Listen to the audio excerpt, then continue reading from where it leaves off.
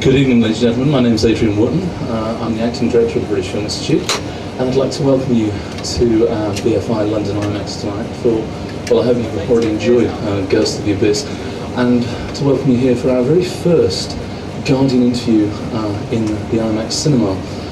Led to some unusual staging arrangements, as you can see, but we're absolutely delighted to be able to do this event. It's fantastic to welcome one of the world's great directors here, James Cameron, to talk to you about his new film and about his career generally. And I'd like to thank very much Buena Vista for all their terrific help in allowing us to stage Ghost of the Abyss and helping us welcome James over here tonight. I'd also like to thank very much The Guardian for their continued support of the Guardian interview programme at the British Film Institute. And it's particularly fantastic to be able to do this, our first ever Guardian interview in IMAX. Going to lead to a slightly different arrangement because obviously we're in front of this gigantic screen, and so you're going to have the pleasure and perhaps less pleasure of seeing me, but the big pleasure of seeing Jim Cameron on the screen, as well as being able to see us down here so that you get a better picture of him at the very least. We're also going to have roving microphones for the actual interview itself so that everyone can hear the Q&A questions that I hope you've all got waiting after I've chatted to Jim for a while. Ladies and gentlemen, please welcome James Cameron.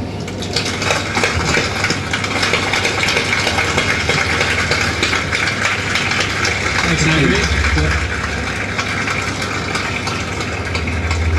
Hello. I think we're feeding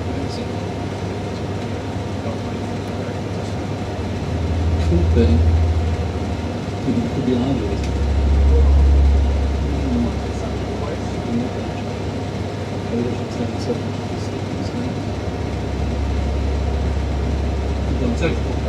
Yeah.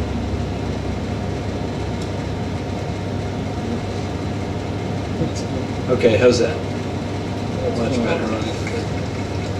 Okay, well, we're going to talk about Ghost of the Abyss and give the audience an opportunity to ask questions about it very soon. But before we do, I wanted to ask you, been at the beginning actually, and to talk to you about your start in the industry, and particularly interested to hear you just talk a little bit about the fact that after you got your first short film made in the 70s, you went to work for kind of legendary exploitation, independent, low-budget cinema producer Roger Corman, and had, I think, an interesting experience working with him, for him for a while. And I just wondered what working with Corman taught you. Well, you know, I mean, Roger wrote a book called How I Made 100 Films and Never Lost a Dime. And the reason is because he never spent the dime in the first place. You learn to do, you learn to improvise, and to as they say in the CENTCOM briefings, it's a highly fluid situation. Working on a low-budget film, we'd make a film in 21 days or something like that, and the budget would be a few $100,000. So you know, it's true guerrilla filmmaking. You know, we learned how to make sets out of, you know, literally McDonald's trays kind of stapled onto a wall and spray painted with automotive lacquer and that sort of thing to look like spaceships. But yeah, no, it's true. It's true. We made a couple of films that way, and really it was an opportunity to get to really see how production really works. You can read all the books about filmmaking, you know, all the sort of American cinematographer articles and that sort of thing. But you have to really see what the kind of, you know, everything from the creative dynamics to the political dynamics to just, you know, how it really works on a day-in-day-out basis, and learn how to, you know, pace your energy so that you can actually survive the film, which is a lesson that took me a long time to learn. And did that actually give you the framework that you then felt comfortable when you went into Terminator, the first movie, that you felt you knew what you were doing? Oh, I was petrified starting Terminator. I mean, this was, you know, first of all, with a star. At least I thought of him as a star at the time. I think he came out of it as a star. And but you know, I think that you know, because I had written that, I always had a beacon because I knew who the characters were, and I always somehow knew what to say to the actors. And ultimately, that's what all it's really about. Sure, you've got to set the camera and you've got to understand visual filmmaking, but I'd sort of done a lot of storyboarding and preparation. That was probably the film that I was best prepared for of all my films, because it was kind of bought by Hemdale, but then was in a hiatus for a year when nothing was happening. And during that year, I had no other job.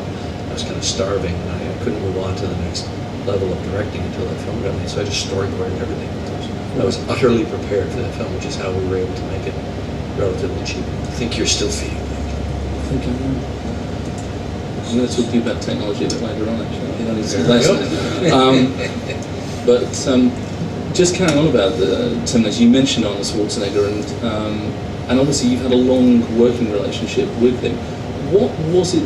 What qualities did you see in him? Because I think it was coming out of that he became the star that he has become, really. What qualities did you see that obviously some other people hadn't seen?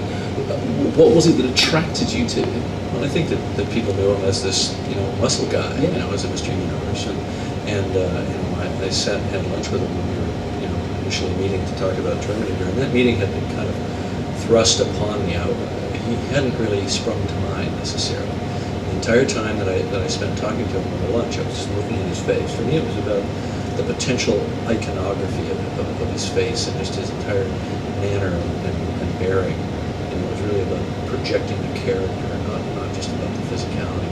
I mean, certainly it's a physical character, but if you look at the film, it's not just about the way he moves. And certainly he was fully clothed through 99% of his on-screen time. So, I guess I saw an intensity in him for that character.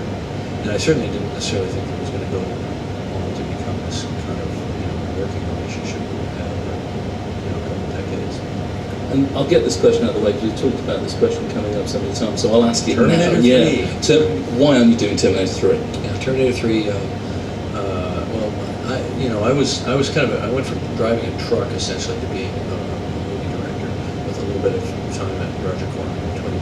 When I wrote the Terminator, I sold the rights at that time. That was my shot. That's how I was going to get to direct a film. And so I've never owned the rights during the time that the franchise has been kind of developed. Now I was fortunate enough to get to direct the second film and do so really kind of on my own creative terms, which was good.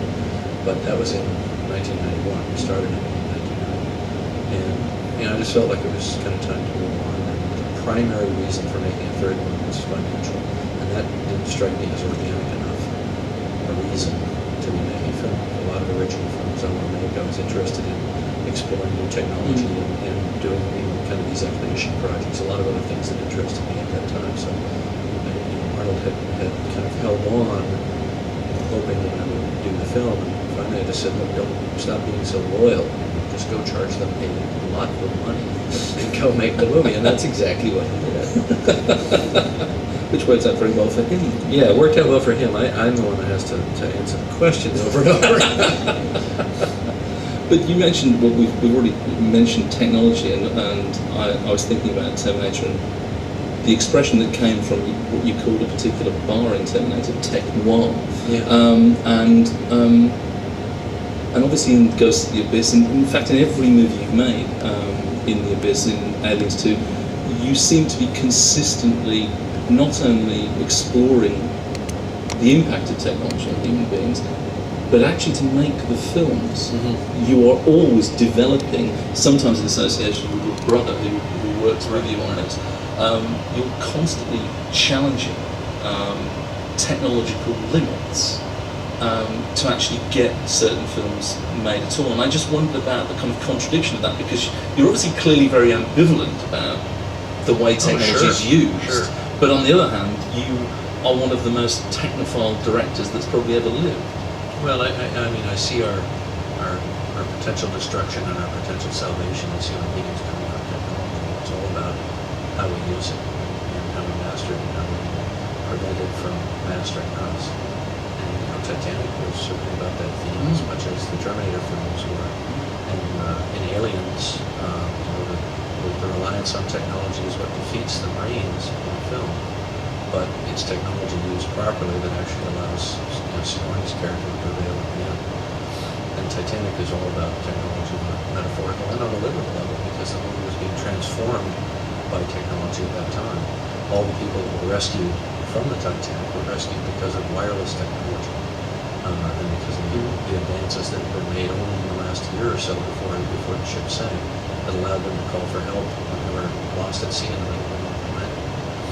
So, you know, I think it's an interesting theme. It's one that's always sort of fascinating for me, and maybe it's because I have a kind of an engineering bent, even though I'm not an engineer. My brother likes the engineer. We work with many talented engineers in developing, you know, whatever we do.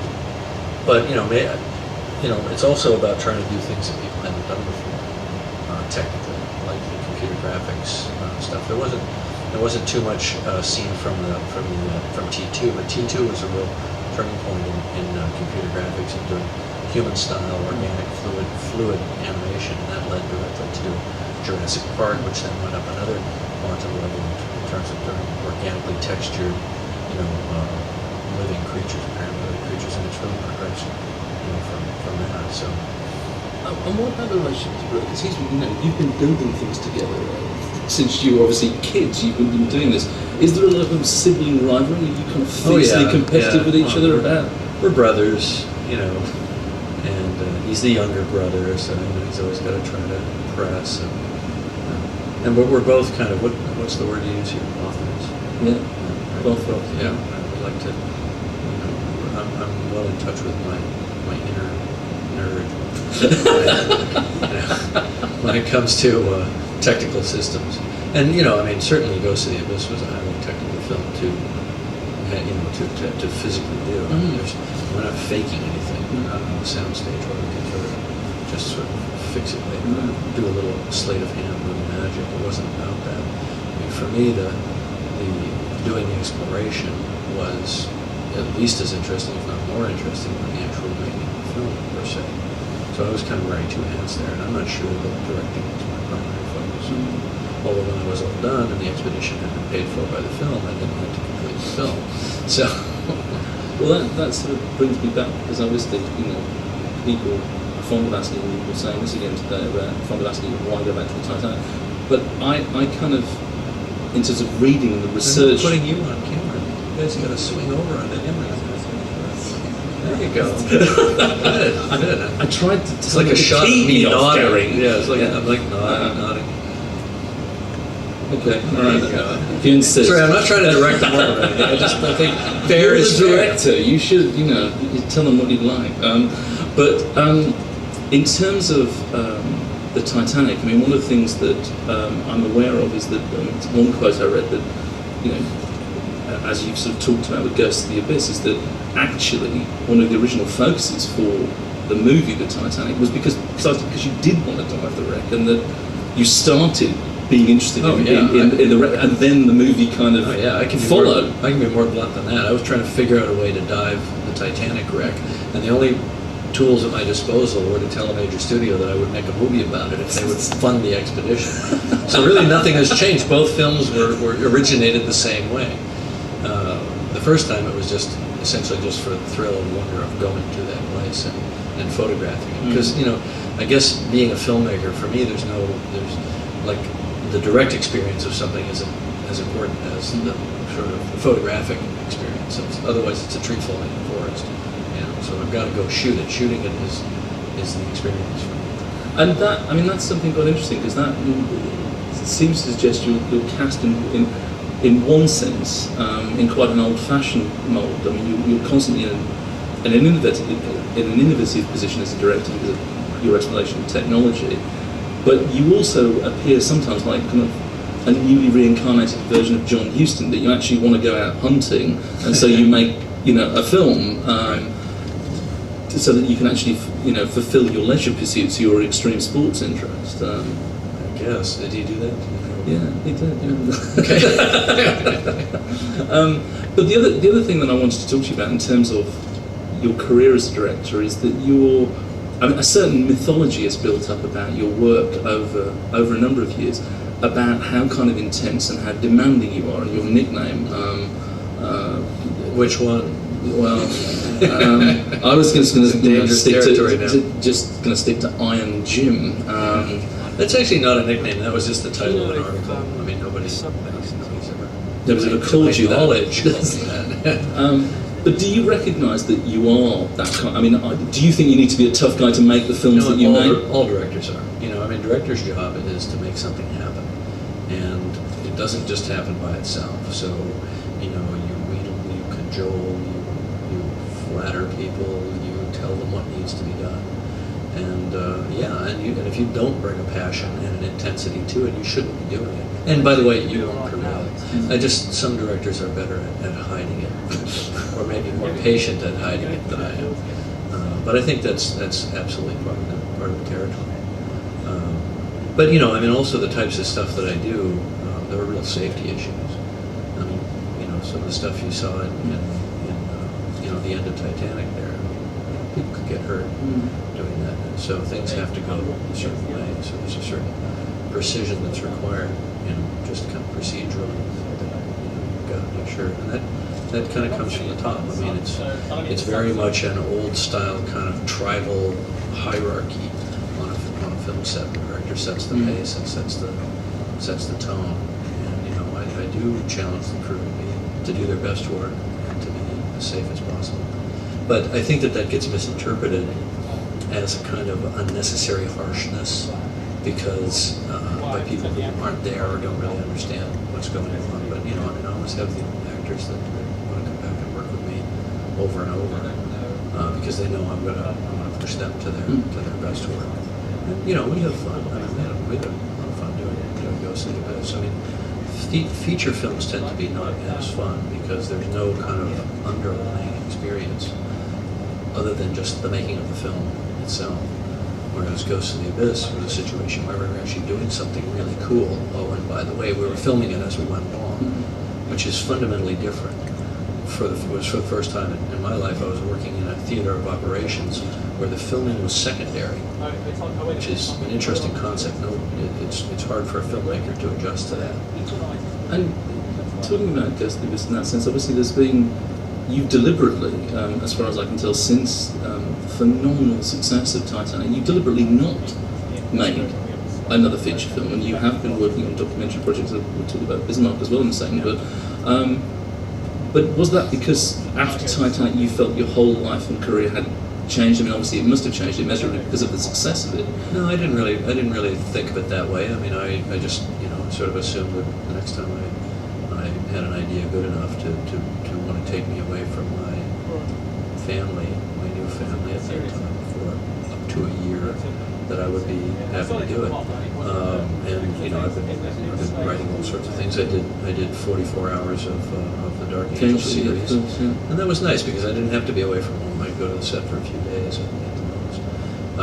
You know, I had just been through a divorce. I had a young daughter. You know, I had personal reasons why I didn't feel like I wanted to be away at that point. And you're away whether you're in town or not. You know, you're away mentally. You're so focused. I mean, I know that I'm not somebody that can kind of parallel process different things. I'm a serial processor. I'll work on this, and then when I'm done, I'll work on something else. So, and you know, that very intensity level is if you have enough self-knowledge to know that there is going to be a sacrifice somewhere else in your life. And I didn't need to. I didn't need to do it financially. And I'd always sort of given myself a goal of getting to a certain point where I could put that on pause and explore a lot of the other things that I thought I might have wanted to do as careers when I chose to go into filmmaking. Because I think there's a sense in Hollywood or in filmmaking in general that it's almost a self-defining reality where people only reference the interior of that particular bubble of reality and nothing outside it is significant. And I don't see the world that way. I'm very involved with NASA, with the space program, with the science community, with the oceanographic community, and I enjoy all that a great deal. I'm going to have to push the pause button on a lot of that when I make my next film. Right. But you know, now the time is right. Now we're going to be doing a film starting later this year. We'll be in prep on it, and then we'll start shooting probably January. So this is a feature film. Yeah. And we're hoping to use the same 3D camera system, and I'll be encouraging the studio, 20th Century Fox, to facilitate enough theaters in 3D. I've asked them for 1,000. Fantastic. So, but they won't all be IMAX. I mean, in fact, none of them will be IMAX actually, because IMAX 3D can't support a feature length. This is the longest. Ghost of the Abyss is the longest we can do.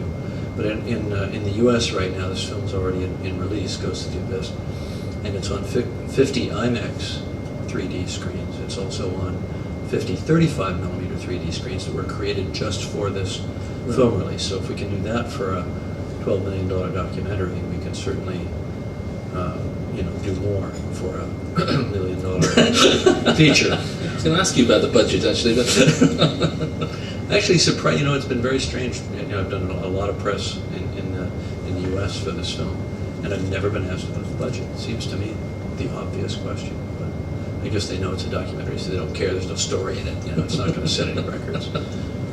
It could be the most expensive IMAX film ever made. It's not, but it could have been. You could at least ask the question. Yeah, no. Well, in that context, your press reputation about budgets, etc. I mean, you would have thought that everyone would have been asking that question. I was so disappointed. Yeah. Well, let's talk about the film a little bit.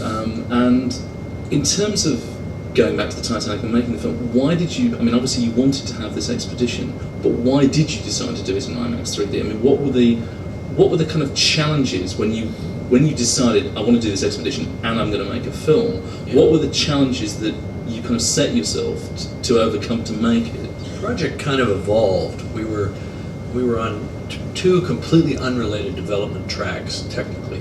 One was that we were developing this digital 3D system. I was actually developing it for a completely different project that had nothing. It wasn't even an oceanographic project.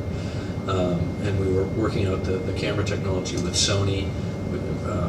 The integration of the system, the rig, the way it works, and all that was done. The engineering was done in the United States, but the core camera technology was done by Sony. They basically had to repackage their existing high definition cameras into a different physical configuration so they could fit side by side. And you can see it briefly going into the camera housing in the film. It's just those two little gray boxes. They don't look like much, but they're pretty amazing on the inside. And that took a couple of years to do. And that camera technology was just getting ready to sort of come out of the laboratory for the first time, and we were looking around for a subject. And at the same time, the remotely operated vehicles were getting completed. And we had started building those about 3.5 years earlier, just with the general idea that at some point we would go back, and explore the interior of Titanic. And we knew we were going to do that. We didn't know how we'd pay for it. Maybe we'd raise some money from a TV special or something like that, do it in conjunction maybe with a re-release of the movie, down the line, some kind of, vague plans, nothing specific. And so then it sort of occurred to me that if we're going to go back to the wreck, we should do it once, do it right, and film it in the highest possible level that was technically possible at that moment in time, which at that moment I believed was our 3D digital camera system. So then we had to overcome the technical hurdles of putting it into a housing which could withstand the depth of Titanic, which is where the pressure is 5,300 pounds per square inch, something like that. And so there was about 3 or 4 months of engineering, maybe 5 months of engineering required just to build that housing, to take the camera down and to work out the optics. Because shooting stereo through this big acrylic dome port, and you sort of briefly see the camera from the front. So this huge dome port. I think there's 1.4 million pounds of pressure just on that piece of optical acrylic, and you don't want that thing to fail because it's what they call the implodable volume inside the titanium cylinder is great enough that at that depth, when it failed, it would fail catastrophically, and you'd have a concussion or a shock wave that was produced by it that would actually destroy the submersible with us in it. So the housing had to be built as if it was a submersible, as if it was a manned submersible. It had to be built to the same specifications, tested in pressure chambers, and blah blah blah. Anyway, we had to go through all that. So it was really just that these two completely separate technologies just kind of came together at the same time. And I also, anticipating the number one question I've been asked on the press tour, why did you go back to Titanic? Which really is a thinly veiled way of saying, why don't you get a life and move on? I actually anticipated that. We were going to do Ghosts of the Abyss was going to be about Titanic and Bismarck. Yeah. And it was going to be a few dives at Titanic and a few dives at Bismarck, kind of more of an overview, a little bit of a look inside at both ships. And then because of the September 11th attacks, we were not able to go to the Bismarck leg of the expedition. So Bill mentions that we decided to go back to work. We in fact decided that we had had so much great footage and there was so much story there about Titanic that we would just go back to Titanic, which was within our scope to be able to do. But you did then later on, in May last year, did do almost like a companion piece on Titanic for the Discovery Channel. Right, that was shot for TV only, Yeah. but to show you how cool these digital cameras are, we shot that using the same cameras. Shot the Bismarck piece using the same 3D cameras that we shot this IMAX film with. But it was shot for TV, Right. which is insane, because you never shoot IMAX for TV. Nobody would ever do that, except we did it. And we did it on a very cost-effective budget. We made a 2-hour special for a little under $4 million with all those visual effects and everything else. So it really proves that the camera system is highly versatile. It's like the kind of holy grail camera is the way I think of it. You could shoot that camera, release it in IMAX 3D, 35mm 3D, digital 3D. You can break off one stream instead of the two eyes and take that to video or to broadcast video. Apart from the kind of technological I can challenge. see you're fascinated by that. No, I am fascinated, but I was thinking, no, I wasn't thinking that at all. I was thinking about the physical challenge as well as the technological challenge, because I was, those 12-hour dives of doing this when you got this technology, Right. but then you're actually going down for 3 hours to get, or 2. Yeah, you fall for about 2 hours. It's just a free fall through black water, and then you reach the bottom, and then you acquire the wreck on sonar, and move horizontally to get to the wreck. But the total dive, a short dive would be 12 hours. A long dive might be 16 to 18 hours. And what's the kind of physical impact of that? I mean, do you have to train for it? I mean, it's just really cramped. It's like being wedged into a seat of a Volkswagen for 18 hours. I mean, when Bill mostly dove in Mir 2, which didn't have all of the camera equipment inside it. I mean, it had little lipstick. So that was cubes. bigger. He had more room. Yeah, he had more room. Although on the dive when I was with him with the 3D camera, there was less room. But on my side of the sub, we've got all the monitors and control equipment and switchers and power boards and boxes and all kinds of stuff. And I'm just kind of like that for 18 hours. But obviously, I think Bill is a real asset to the film. Yeah. I noticed there was a real consistency in his character from Aliens through to Ghost of the He's Abyss. terrified. A lot of all the people time. can't maintain that kind of consistency over time. No, you're absolutely right. Watching, Terminator through, he's scared, and he is like a kind of talisman. One of the actors is almost like a talisman in your work, because he's been in a whole number of your films. He was in True Lies also. He played Simon, who was also the scared character. Now, Bill himself, I got to give him credit. I mean, it's not apparent in the film, but he made 4 dives. After the first dive, if he was really terrified, he wouldn't have made any more. Let's face it. So, I have more respect for somebody that sort of conquers their apprehension, goes back, and he also really learned what he needed to learn to be a good, contributing member of the dive crew. He handled the communications. You saw him using the Navigator software to help us navigate the ROVs through the wreck, and he even operated the ROV and the camera at one point, the 3D camera. And how? I mean, because obviously, I'm sure the audience will agree with me, is that the real wonder of Ghost of the Abyss is not only the lighting up of the wreck by the fantastic lighting rig you drop down there, but is the wonder of when you get inside and and the window and going into the staterooms, and how much did you think you were going to find? I mean, in terms of the ROVs going in there, were you expecting to get so much that was so kind of spectacular? I think we expected to find little pockets or just individual artifacts and that sort of thing. I don't think we expected to find the complete preservation that we found in some areas. Now, in my mind, it's complete preservation. I see all the woodwork and everything. Sometimes it's a little hard to see in the video that the ROV sends back to us through the fiber optic.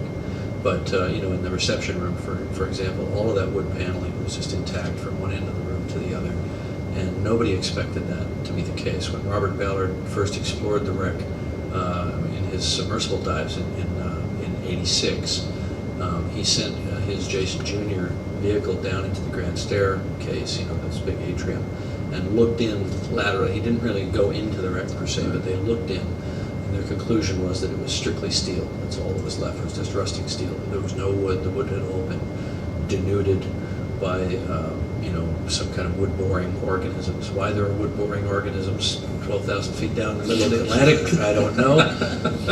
But they're there. But and they had eaten the decking, and they had eaten most of the wood around the grand staircase. But it turns out that if you get in deep inside the ship, there's no current flow, so there's no nutrients. There's nothing to support that kind of biological activity at that level, and everything's still very well preserved. Mm-hmm. So it was a question of building this very small, very nimble vehicle that could move into these very tightly enclosed spaces without disturbing them, because you can appreciate that the buildup of silt over 91 years, the stuff is as fine as cigarette ash, and if you just breathe on it with the thrusters, it just stirs up, and then you can't shoot anything. So, previous attempts to send ROVs inside the wreck haven't worked because the ROVs weren't designed specifically to do that task.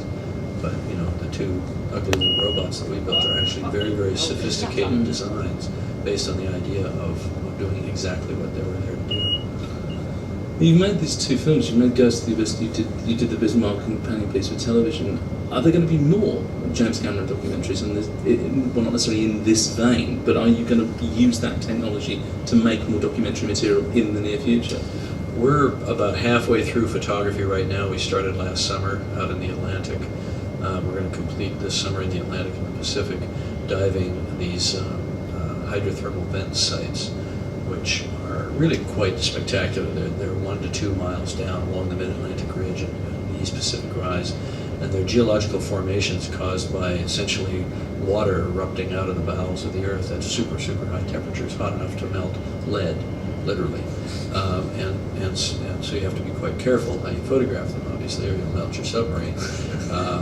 But they're surrounded by these communities of animals that are literally look like they're from another planet. It's the most truly amazing thing I've ever seen with my own eyes, and we're shooting it in 3D.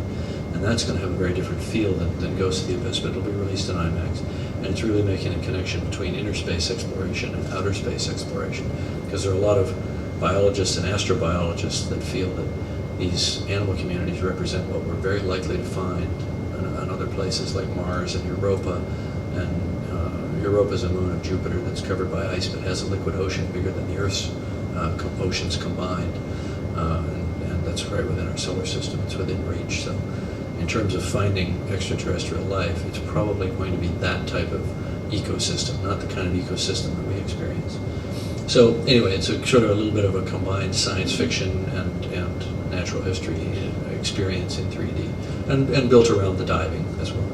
And in terms of Ghost of the Abyss and the Titanic, and one of your, I think, friends was saying, who was involved in the production, that you've practically dived this wreck more than anybody else now. One of the few people to have dived it on multiple occasions. Well, the Mir pilots, the two guys Yeah. that you see in the film, they've dived it more than I have, but I think I've dived it more than anybody who's not a Mir pilot. Is it kind of now, is this the sort of the swan song of kind of you and that sort of love affair with the Titanic, and do you feel that with Ghost of the Abyss you've completed a particular obsession about that wreck? Yeah, I think so. I mean, Bill Paxton says it at the end, you leave Titanic, but it never leaves you. Once you become, I feel that once you become attached to an event that's captured your interest and on which you become kind of an expert, you're always associated with it. I'm not sure that I would ever go back to Titanic on an expedition, unless we needed some more shots for some future film or something, But I don't foresee that right now. Mm-hmm. But there are lots of other really, really interesting deep ocean subjects that I do want to be filming. So I see it as kind of a bifurcated career path from this point. Still doing the big, mainstream entertainment films, and then alternating back and forth with seasons of expedition films. And are you kind of excited about going back to make a mainstream entertainment film? Yeah, sure, because we're going to be doing something really hard. I'm only interested in it if it's really hard, like impossible. Like there's no way you can do it. There's no way you can survive. You're doomed going in. That's interesting. And will this be pushing the kind of digital technology barriers further forward? Because obviously there was announced, I mean, there've been many announced projects associated with you and things that you were associated with and then stopped being, like Spider-Man, for example, or Planet of the Apes. Right. But there was a project called Avatar, which was about synth actors, effectively, or digital, complete digital performance. This will be in that vein, but not quite as aggressive as Avatar. But it will involve some computer-generated characters. Yeah, and so that'll be challenging. I think we're on the cusp of being able to do that. I mean, I think certainly the Two Towers proves that can be done pretty effectively and pretty entertaining. Yeah. The trick to it is that it needs to be actor-driven. It can't be keyframe animation. I mean, a lot of people would argue with that, but just from where I sit, it needs to be an actor-driven performance. It might be a CG character that you see on the screen, but there's the nuances of an actor's human responses behind it, and done through performance capture and motion capture. I'm into that stuff too.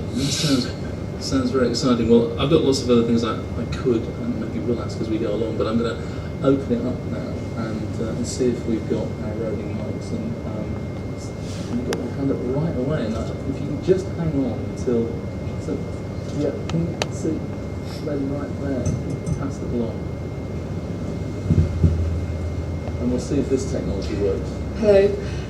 Congratulations, it was a great film and the HD looks fabulous on the IMAX screen. But I wanted to ask you, I know that you were quite interested in the IMAX film Titanica, and considering that you're an engineer and your brother's a fantastic engineer, did you not consider building a 1570 3D camera that was more sophisticated than the old IMAX ones? I mean, I know they did quite a fabulous camera for the space station 3D film. Did you not consider doing it in actual film rather than digitally? We never considered doing this on film. I mean, we had such a hard time making a 35mm camera that could be deployed outside a submersible. You got to remember that Titanica was shot by taking a 2D IMAX camera inside the submersible and essentially using the submersible as the camera housing, which is, just terribly, terribly limiting, because essentially it's an 18-ton, 25-foot long camera housing that can't look up, can't look down, has to stay level, and can only sort of turn or go forward and back. And you're not operating the camera. A Russian submersible pilot's operating the camera, because you can only lock the camera into the viewport. So, on our 95 expedition, we decided that we had to mount the camera external, put it on a pan and tilt mechanism so we could look down and up. And, all those shots kind of looking up at the hull, looking up at the bow, looking down, emphasizing the scale of the ship. Those are all created by having the ability to pan and tilt. Putting a 35mm camera, a single eye, monocular 35mm camera with a 12-minute film load outside the submersible was a 6-month engineering problem, to build the titanium housing and develop all the optics and so on for that. And it ran for 12 minutes. With our digital camera, we were able to shoot anywhere from 6 to 10 hours of footage per dive. So you can appreciate, if you have a camera that runs for 12 minutes and you make a 12-hour dive, you're going to just kind of, squirt the film off for, just a second. And that's a huge limitation. And I believe it's probably impossible to build a 1570 camera that could be operated outside the submersible. And I wasn't satisfied with the paradigm of shooting through the port from the inside. So we just felt that it was a natural to do it with the, and again, as I said before, the high definition 3D camera system was actually developed for a completely other project, terrestrial based project. Actually it was a space project, and we just realized that applying it to this environment would work really well.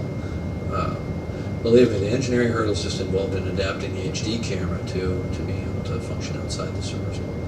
I'm not going to shoot on film anymore. It just seems so obsolete to me. I look at the stuff I shot on film back to back in the same same screen size with HD footage, and there's just no comparison. There are qualitative differences, certainly, and we need to learn to master that. But I love 1570 projection, and for those of you that aren't IMAX savvy, 1570 means 70 millimeter film, 15 perforations of the film, which is the single frame of IMAX, and the IMAX film runs horizontally through the projector. It's quite a remarkable system, and to do it in 3D, they essentially have two projector movements mounted one above the other. So there's an enormous amount of film. There's probably a third of a ton of film screaming through the projector up there in the projector booth in order to show what they showed here. And eventually they'll be able to do that digitally as well. And not even eventually. I mean, they have the means now. It's just a question of the expense of installing it. There's a gentleman right here with his hand.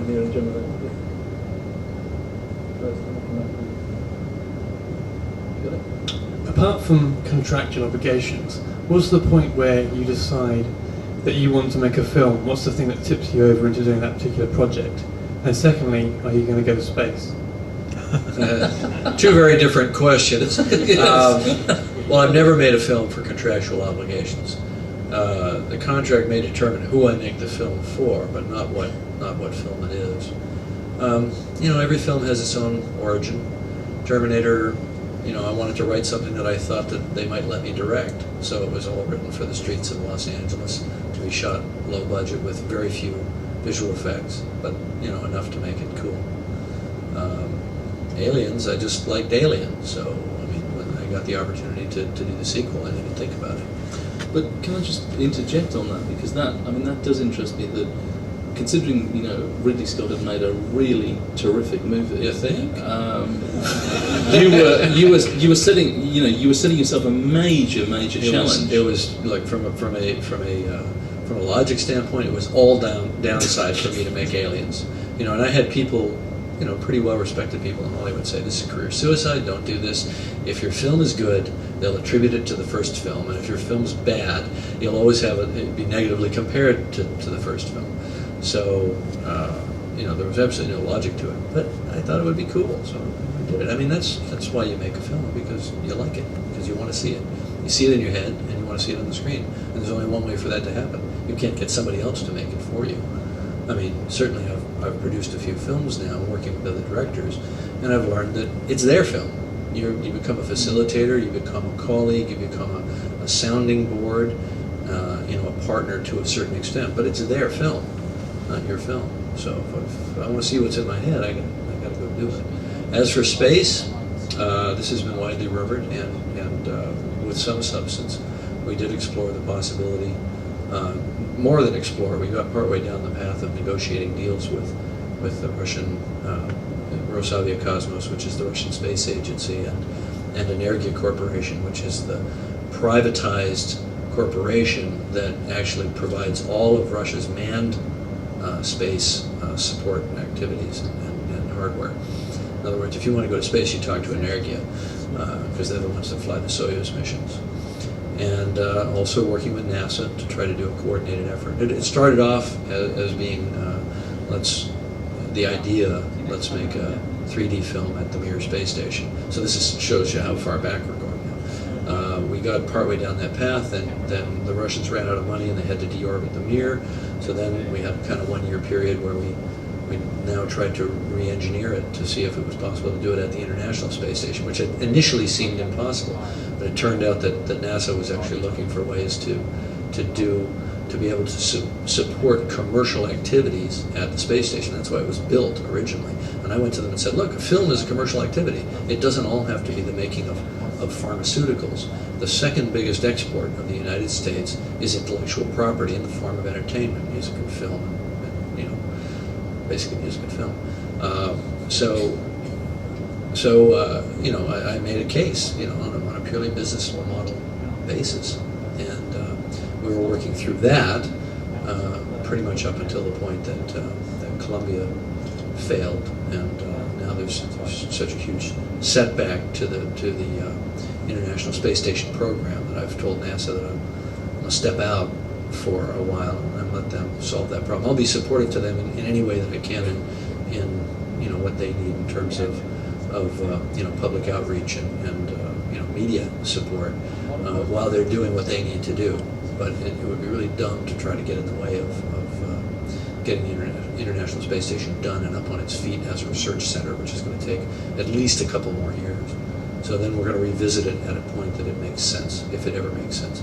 And if I'm not fit enough to fly at that point, because you got a window, my biological clock is ticking, then I'll just get somebody else to do the on-orbit work, and we'll still do all the technical development to be able to make the camera system flyable.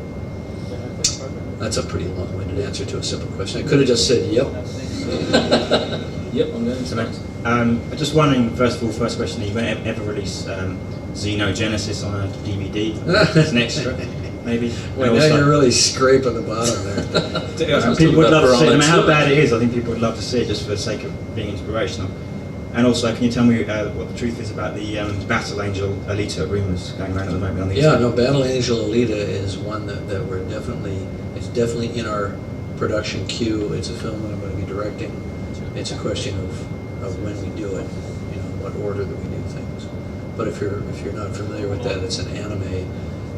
It was an anime based on a manga, which is a Japanese comic book. Great character, really cool. And that's something I'm looking forward to doing. And we'll probably do that in 3D too. I just want to do everything in 3D. I want to shoot my daughter's birthday party in 3D. There's somebody we can't even see the film. Yeah. Let him up from below. There's a mic coming. You were in steerage, weren't you?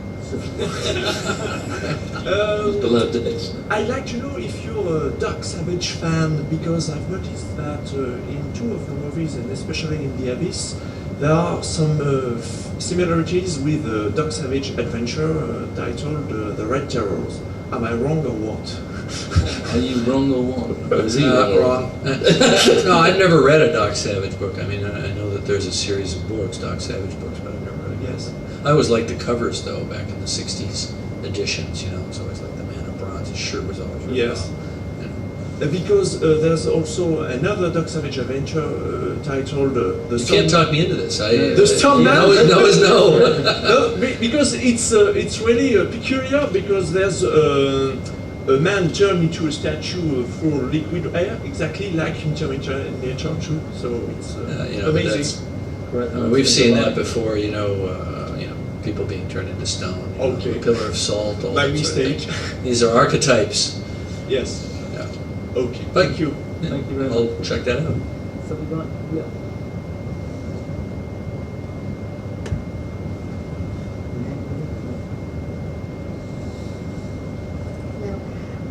You quite often take the role of the producer in your films, and I would like to ask, to what extent is that contradictory to the role of the director, and what do you think the relationship should be between the director and the producer, if they're not the same person, of course? Where the heck are you? Wave your hand. Oh, there you are. Yeah. I'm not wearing my glasses. No, I don't think producing and directing are contradictory.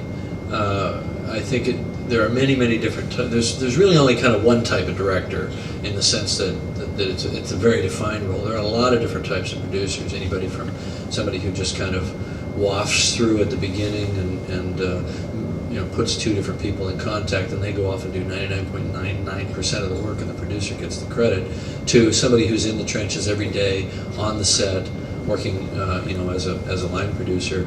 There are all different levels to that. When I produce another director's work, I produced 2 films for Catherine Bigelow and 1 for Steven Soderbergh, and that's pretty much it for features. Although television is a producer's medium. Did 44 episodes of Dark Angel, which is a 1-hour drama. That's an awful lot of producing. I see them as complementary tasks. When I'm producing my own films, I'm complementing my own activities as a director, and making sure that I have the things that I need in order to be able to make the film. When I'm, say, working with Steven Soderbergh, I don't sort of sit in a chair behind the video monitor on the set and comment on the way he's framed the shot. I didn't even go to the set on that film. I worked with him on the script stage. I watched all the dailies, sent him a few email comments. But I like to work with directors that are don't need adult supervision. And then worked with him in post-production, because so many films are found in post-production, not least of which Ghost of the Abyss, which had 900 hours of material that had to be whittled down to one. But I really just think it's about supporting the director and supporting their vision, and not trying to turn it into your vision, which a lot of producers do. There are a lot of producers in Hollywood that are frustrated directors. I'm not a frustrated director. I can go make a movie anytime I want to. So it's probably the best thing I can offer a director when I'm, as a producer, is I'm not going to try to do your job or take your job. And by the way, most producers can't say that with a straight face, because they are frustrated directors. That leads me to another question, which is about collaboration. Are you, in terms of the people, we talked about actors that you worked often with the same people coming back time and time again to your movies, but that's also true of your editor. I think Conrad Buff, you worked with over many years now. Conrad's done 4 films with me. And Russell Carpenter in terms of cinematography. And is that something that's very important to you, that sort of collegiate sort of team going forward, picture after picture, or is it important for you to kind of mix it up as well? And I think you have to do both. I think you have to do both. I think it's good to work with people whose strengths you know and understand, and where you have a shorthand, obviously. I think that's great. But I also think you do want to shake things up and see how different people do things. You can get kind of entrenched. And it's good to bring, I worked with a number of different composers. I'd probably work with any one of them again. Right. But it's always exciting to see the way different people, process, how they do how their creative process works. Yeah. Yep. Yeah. What advice would you give for aspiring filmmakers? Well, I used to have a smart-ass answer, which was, if you have to ask that question, you're not going to make it. But that's not really fair. The point is that everybody's going to find their own path, and any advice that I would give you would apply to what it was like when I was breaking in 1981. You know what I mean? It probably doesn't even apply now. But I think the most important thing is, if you're an aspiring filmmaker, get rid of the aspiring. How do you do that? You make a film. I don't care if it's 2 minutes long, shot in Super 8 or DV or whatever. You shoot it, you put your name on it, you're a filmmaker. Everything after that, you're just negotiating your budget. Okay?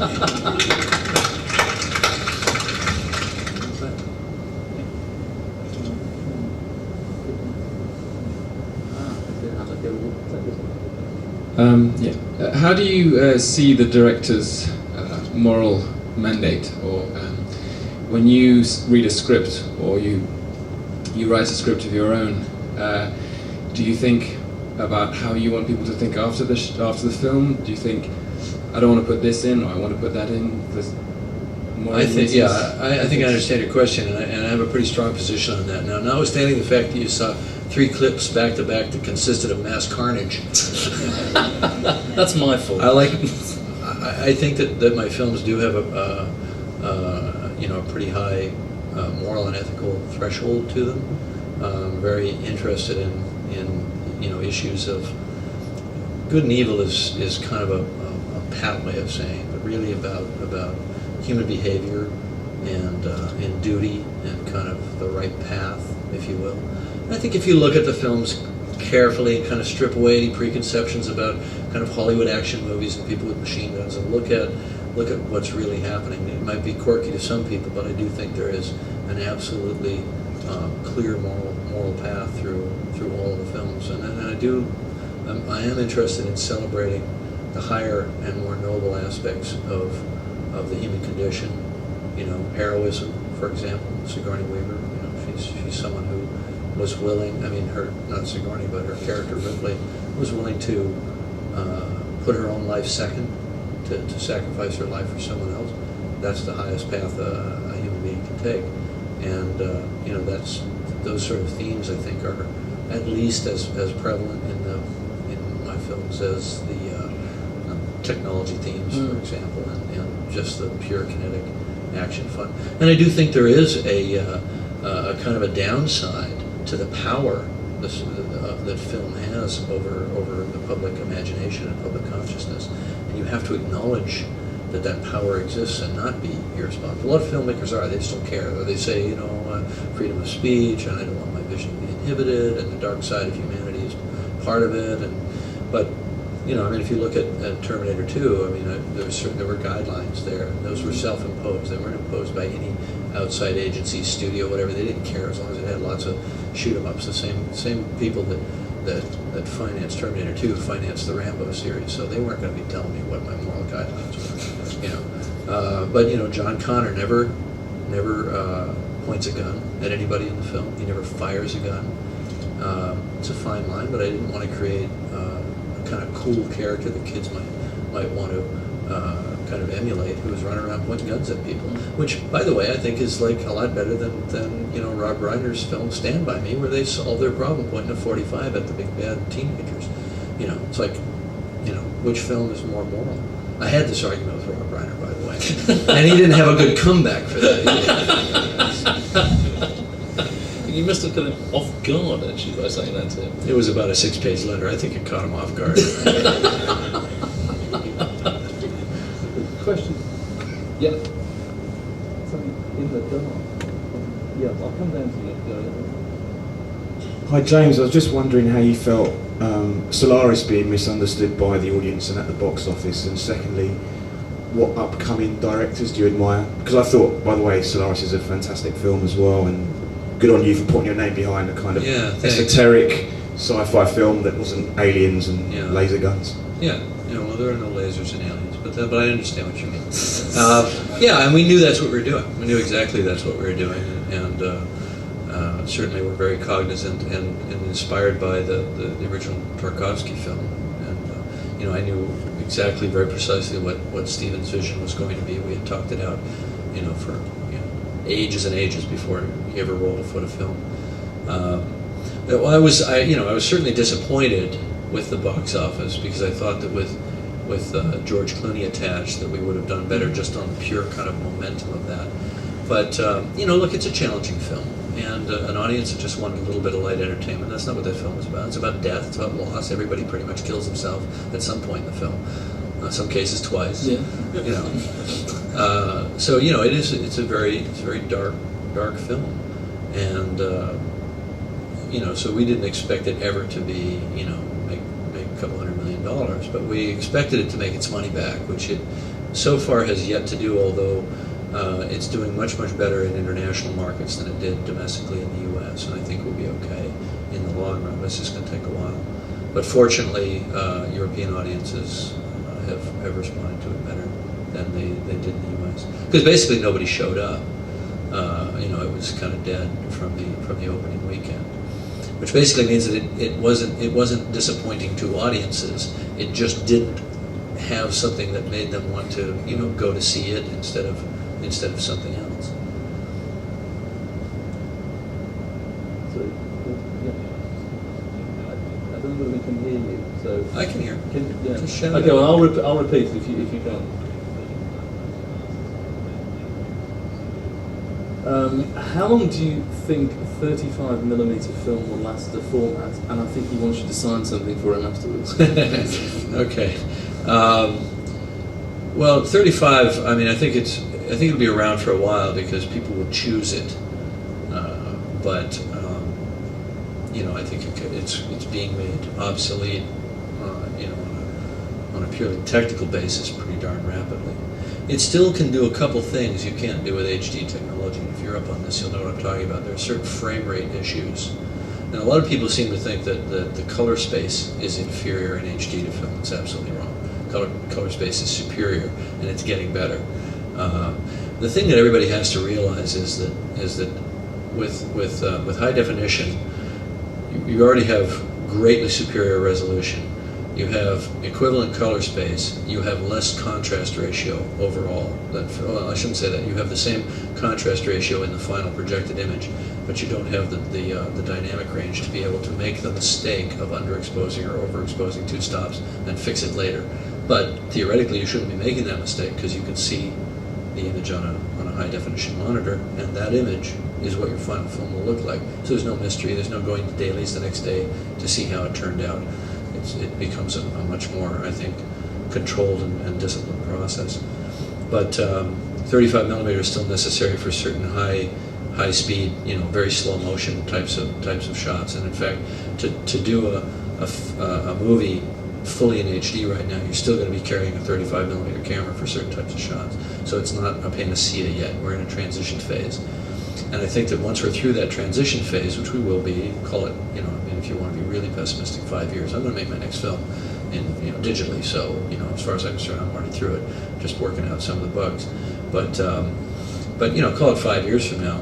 Beyond that, it's really just going to be a matter of choice. I like to hear the film moving through the camera. I like to hear it flap out, so that I know that the magazine's done. I like to use the time that they're reloading the film to go and get a cappuccino. I mean, for whatever reason, I like the grain. I like the crappy, messed up look of film.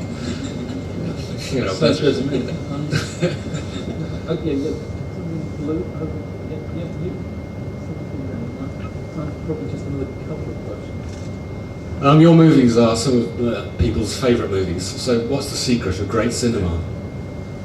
I don't know about great cinemas. I think selling tickets at great cinema might be two different subjects. I don't know. I don't think there's a secret. I mean, when a lot of other people were going to film school in college, I was working as a machinist and going to movies at the drive-in theater. So I'm just an audience member that got to go to the other side of the line and make movies, and I'll always be that guy sitting, at the drive-in movie theater just wanting a good time. So as long as it's all of the pretensions and aspirations and intellectual aspirations you put on top of that, bottom line, it's got to be a crowd pleaser, and that's just where I come from. So I get to do my kind of independent films through other people, like Steve Soderbergh. Yeah. Look at you. Yeah.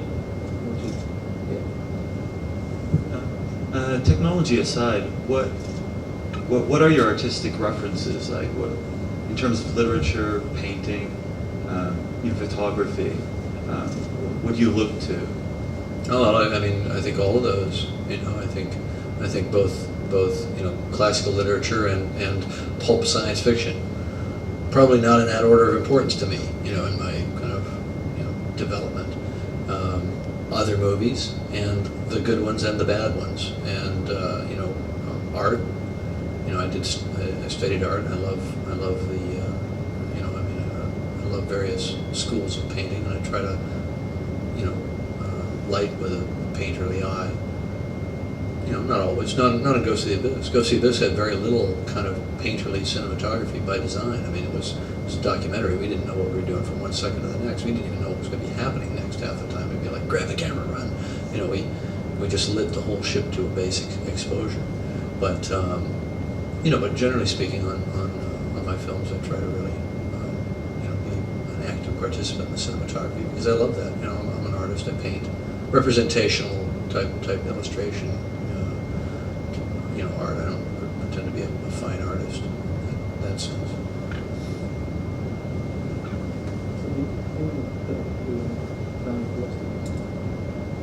Yeah.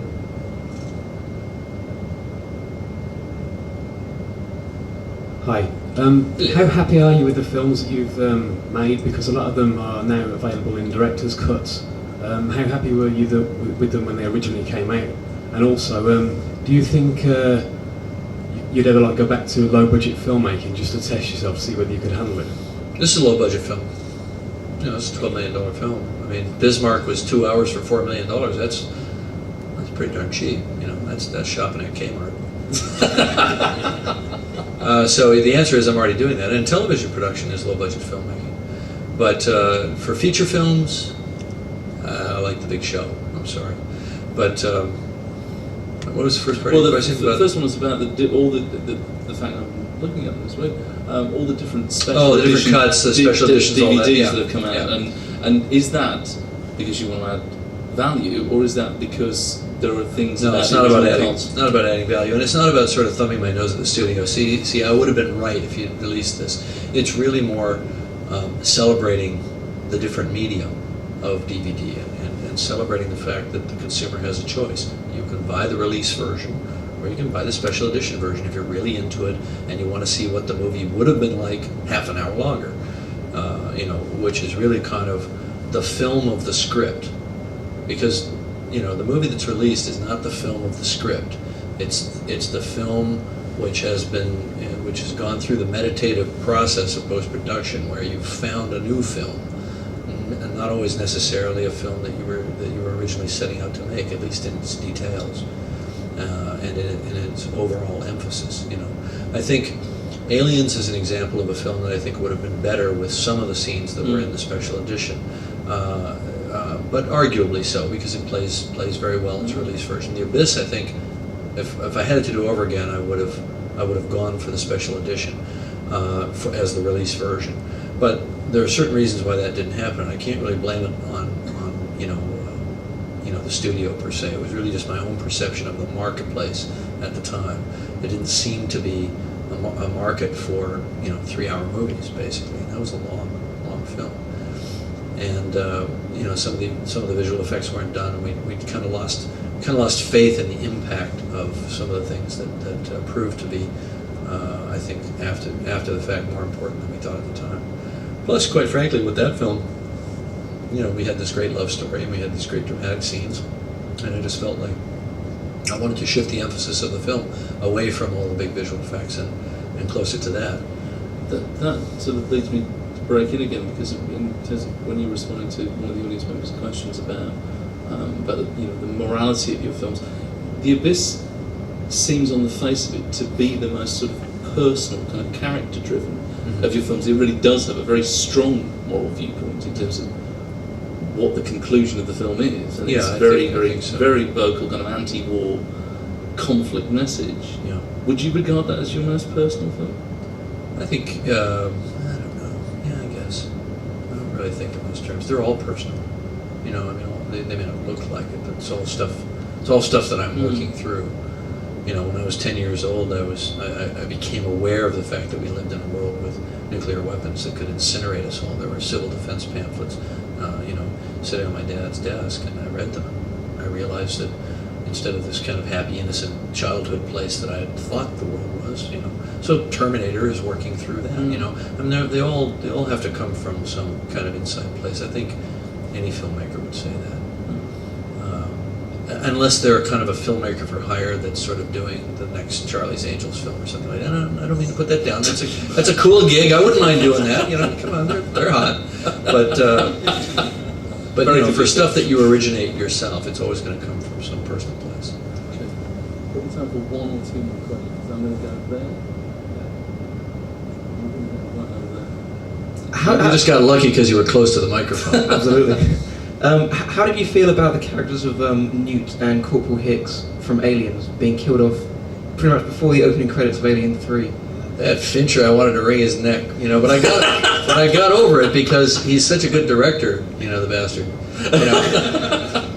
I really like the photography and a lot of the aspects of the third film, but I do think that the fact that it was such a disappointment to the fans of the second film, and that he felt it necessary to kind of declare, I'm making this film, I'm not just continuing something else, that he actually let that get in the way of the things that make a sequel successful. And I think there's an art to making a sequel. You've got to make it cool and new and fresh, but not at the expense of the things that the audience really cares about from the previous film. No, Fincher and I are pals, so it's not like that lasted very long. In my case.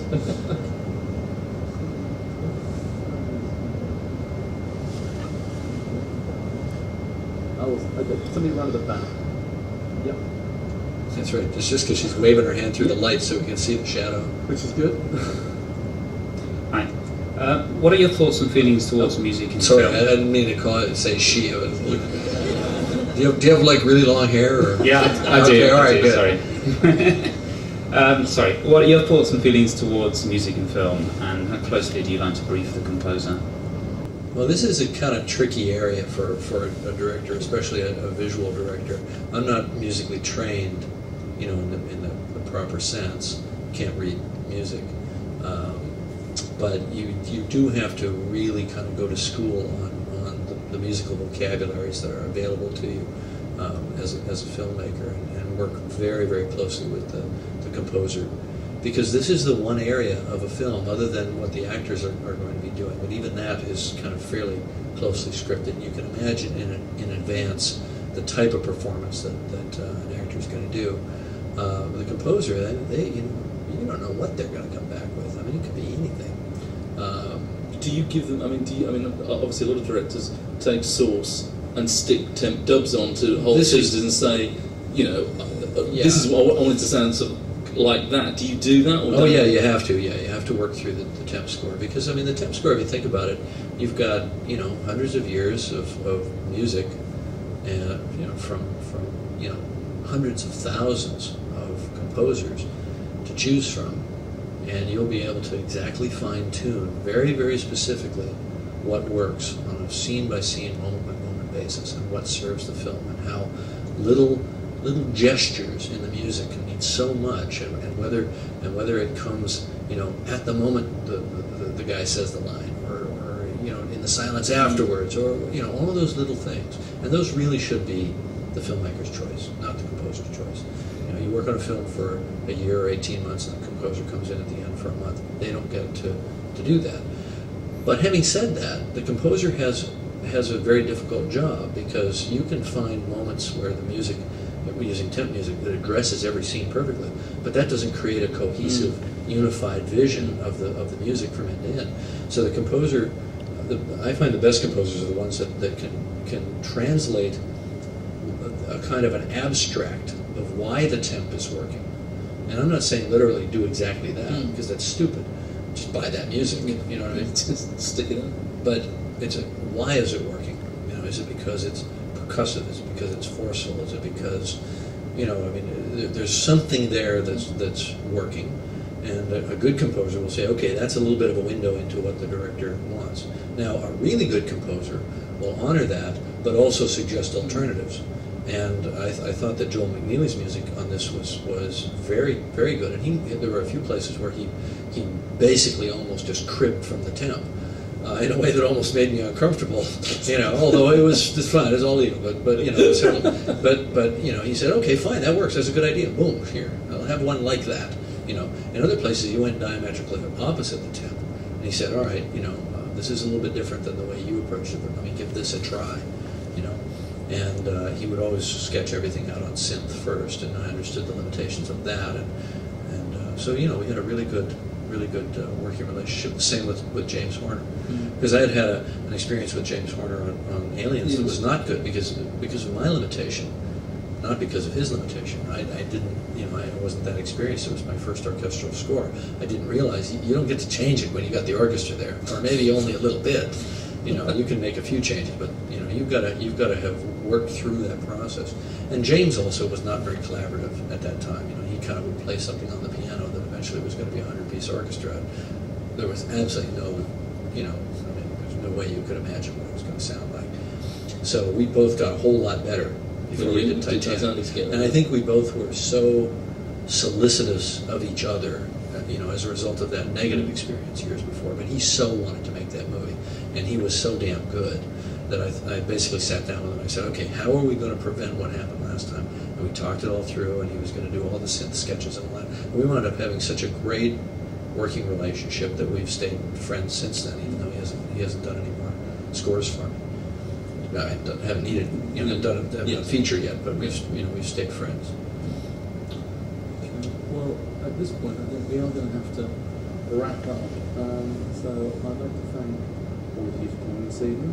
Once again, to thank The Guardian, thank Buena Vista for allowing us to do this very, very special screening of Ghost in the Abyss. And most of all, I'd like to put your hands together and do a very, very big thank you to our very special guest, James Cameron. Thank you. Thank you.